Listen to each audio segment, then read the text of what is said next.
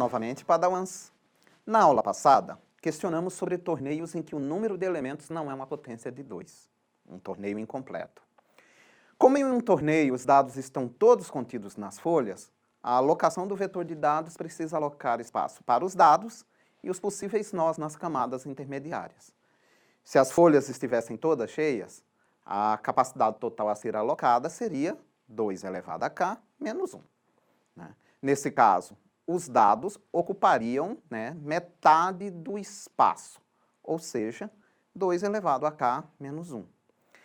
Assim, o número de pais é dado pelo cálculo da potência de 2 menos uma unidade, tal que esse cálculo seja maior ou igual ao número de dados iniciais.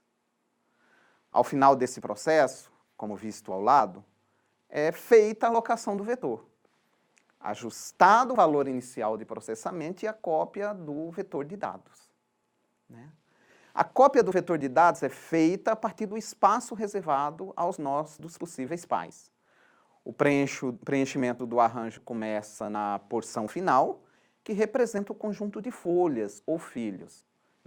Se voltarmos para o nosso pseudocódigo, essa movimentação está representada no procedimentos início vetor de dados recebe num de pais e copia vetor de dados. Após cópia dos dados, é necessário agora arrumar o torneio.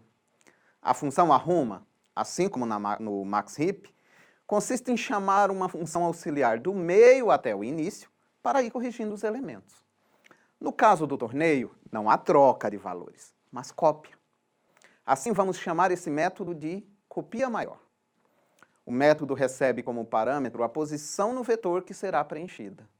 O algoritmo identifica quais são as posições de seus filhos e, posteriormente, faz o comparativo entre os filhos para verificar qual ocupará o novo lugar. Percebam que não há uma preocupação em subir o método, ou descê-lo, uma vez que para a construção isso é suficiente, já que a arruma irá chamar esse método novamente nos pais do nó atual e cada nó intermediário já possuirá uma cópia do maior valor entre seus filhos. Percebam também, jovens padawans, que utilizamos um termo inválido para indicar a inexistência de um valor no torneio. O objetivo é garantir que ele continue completo e balanceado, facilitando a implementação em arranjo. Para isso, como ele é incompleto, iremos usar nós inválidos, ou seja, que não serão usados para a comparação. Isso pode ser implementado de diferentes maneiras. Como, em geral, torneios usam valores positivos, uma forma fácil e prática de conseguir isso é atribuir o valor menos 1 para inválido. Se seu torneio não usa valores positivos, você precisa ver outra forma de marcar o nó como inválido. Bom, vamos ver um exemplo para fixar os conceitos? Considere 9 times que vão competir pela Copa de Jockey-Pô. São eles F, A, G, T, M, C, B, I e L. Nesse caso, a pontuação será determinada pela ordem dos caracteres, a ordem alfabética dos caracteres, em ordem crescente. Para 9 times, precisamos de um arranjo com 24 posições. Precisa comportar a quantidade de elementos menos 1, a potência de 2 que comporta essa quantidade de elementos menos 1, mais a própria quantidade de elementos, ou seja, 16 menos 1 mais 9, 24. No exemplo ao lado, os 9 times estão ajustados para executar o algoritmo arruma.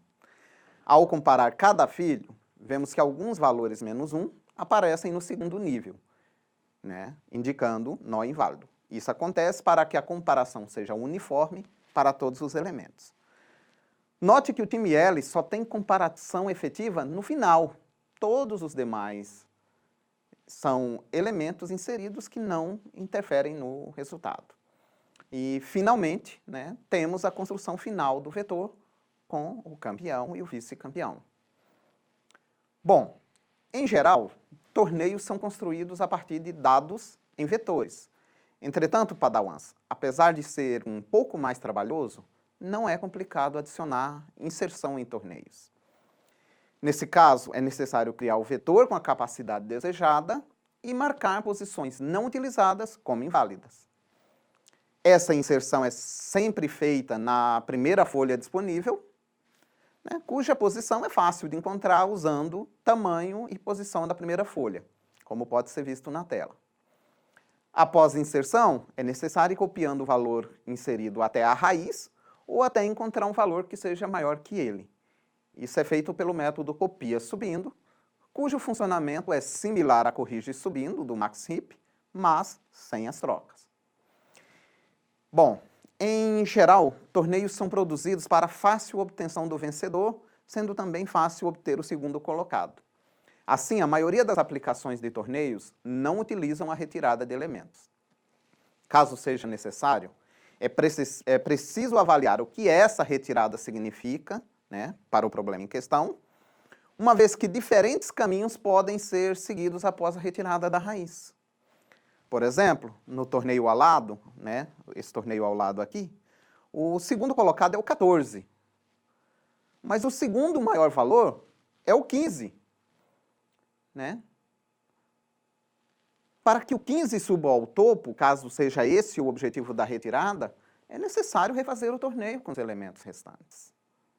Né? E isso pode, inclusive, não refletir um problema real, em que o ideal é realmente retirar o 14. Então, precisa avaliar. Caso seja o 15 e seja necessário refazer o torneio, nós precisamos marcar os nós com o valor retirado como inválidos, da raiz até a folha, e reconstruir o torneio usando a função arruma. E esse é o fim dessa pequena jornada, Padawan. Nas próximas aulas falaremos sobre a estrutura de dados lista. Antes, vamos explorar um pouco a implementação de heaps e torneios. Aguardo vocês e que Aslan nos garanta seguros no caminho da força.